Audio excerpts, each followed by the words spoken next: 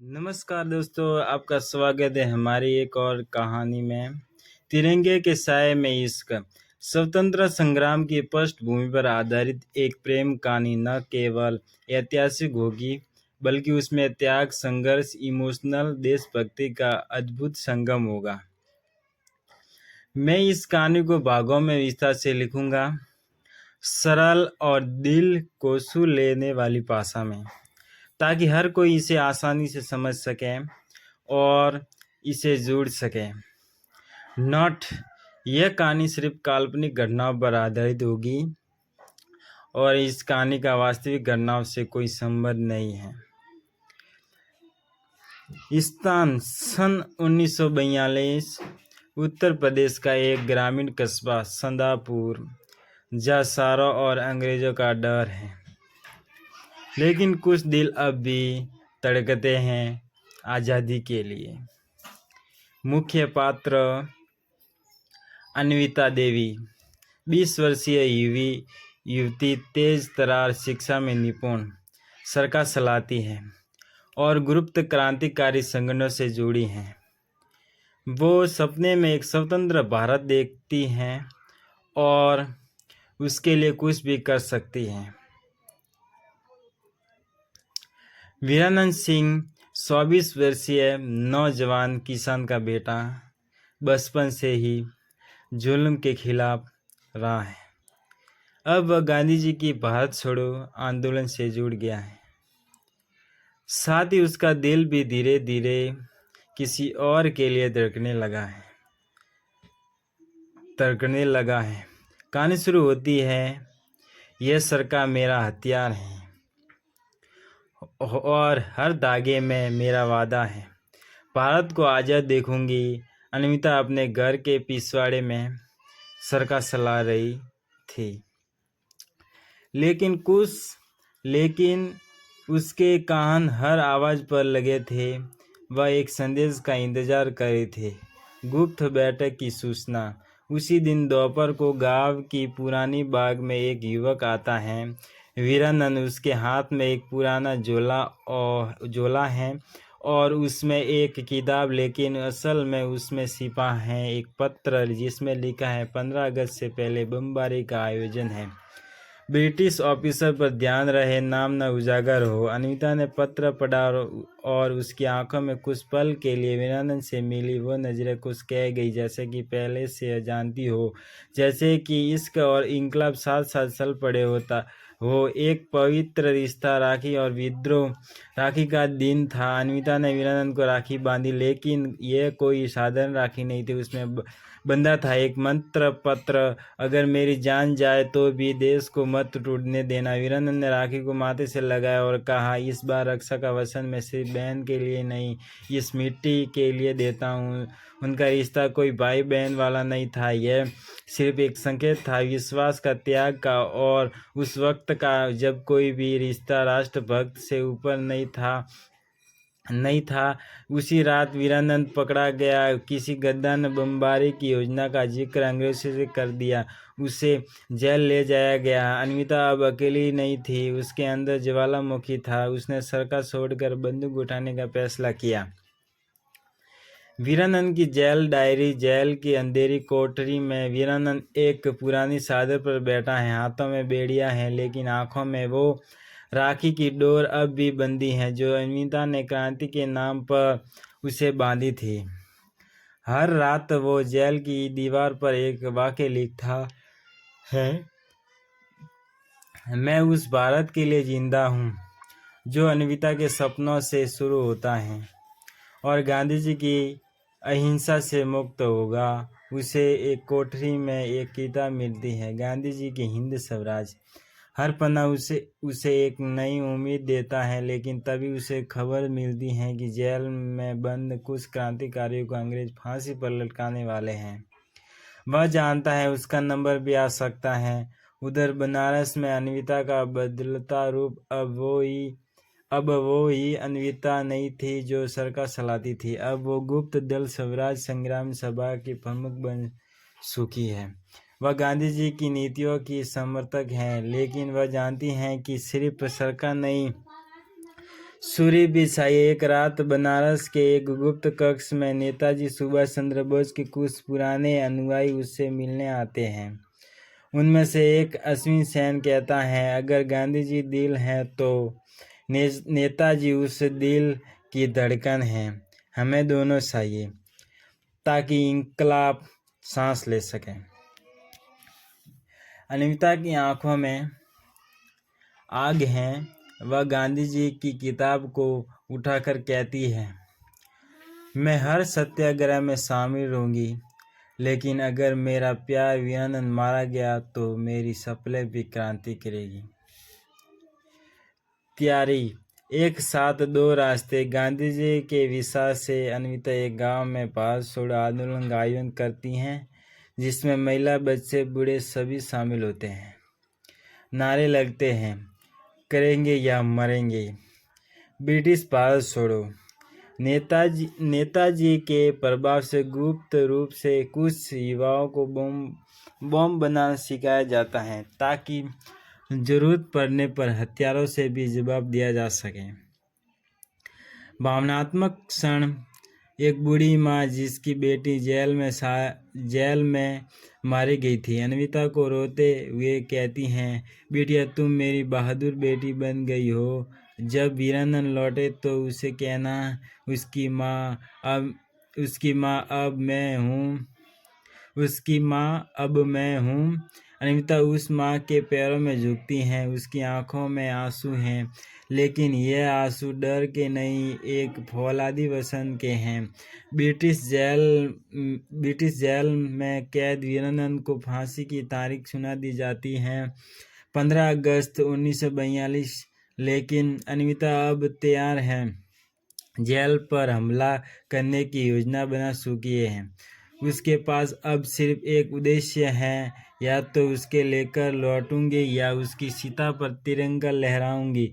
अनिता का अंतिम प्लान। अनिता जानती है कि 15 अगस्त को वीरानंद को फांसी दी जानी है। उसे यकीन है कि अब समय बचा नहीं है, बस लड़ने का है। वह अपने 3 सबसे विश्वास पात्र साथियों को बुलाती है, अश्विन सेन, नेताजी के अनुयायी, फातिमा बानो, सिलाई के बहाने हथियार छुपाने वाली वीरांगना, हरिहर लाल गांव का साधारण किसान लेकिन फुल बॉडी ट्रेनिंग में माहिर।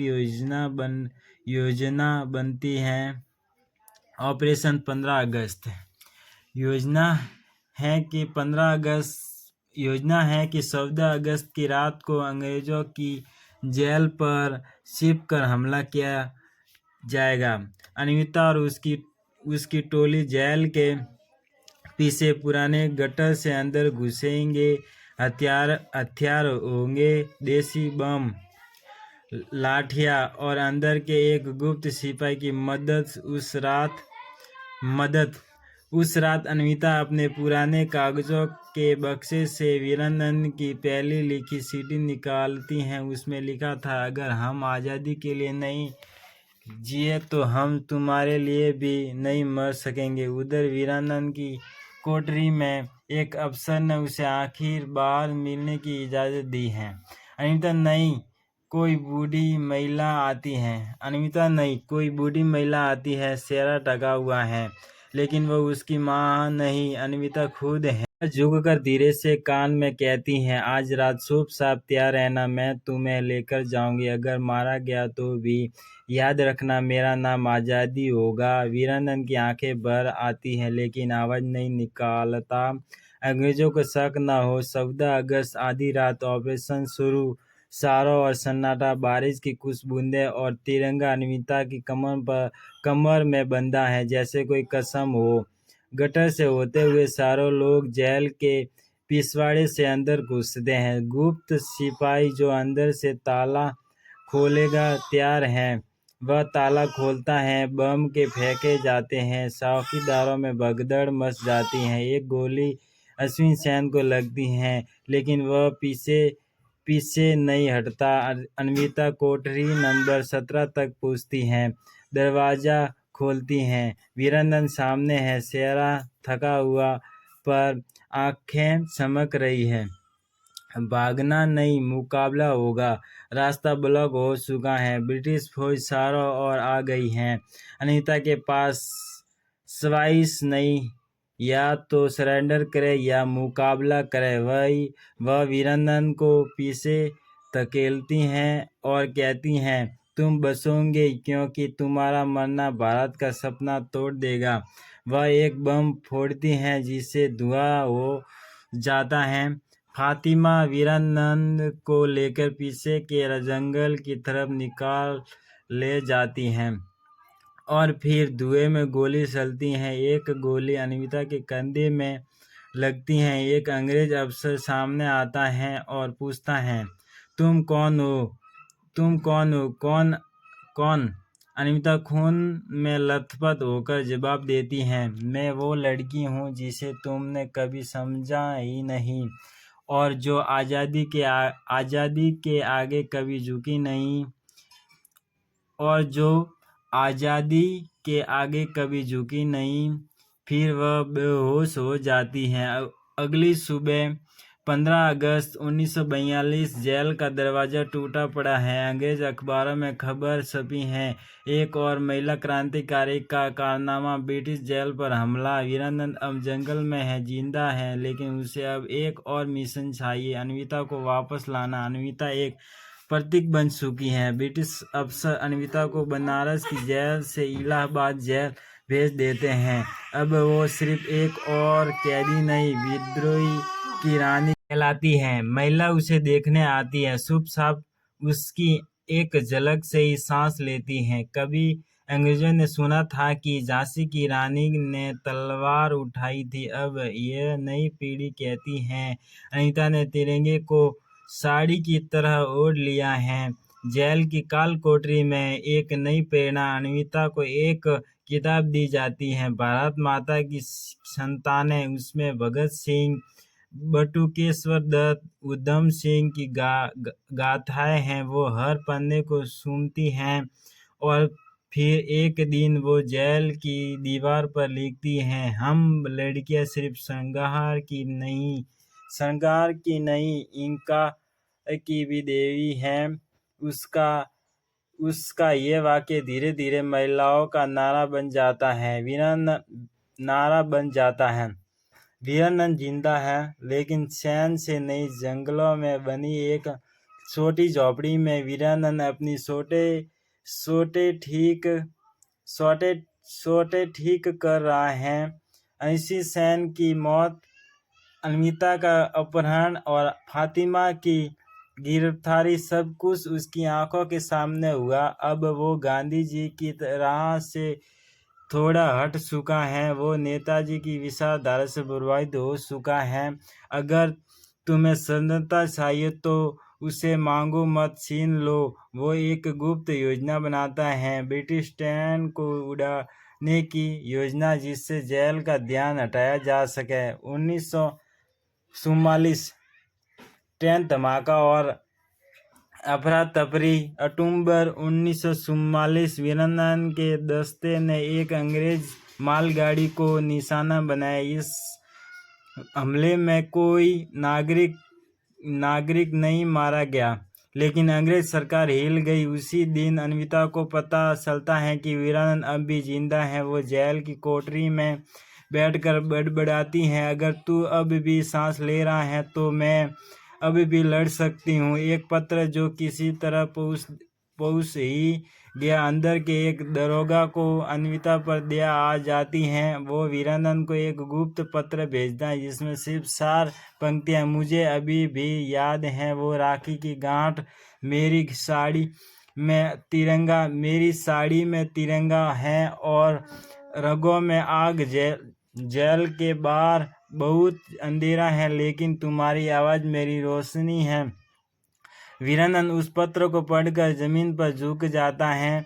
फैसला हो चुका था, अब वो उसे लाकर ही दम लेगा।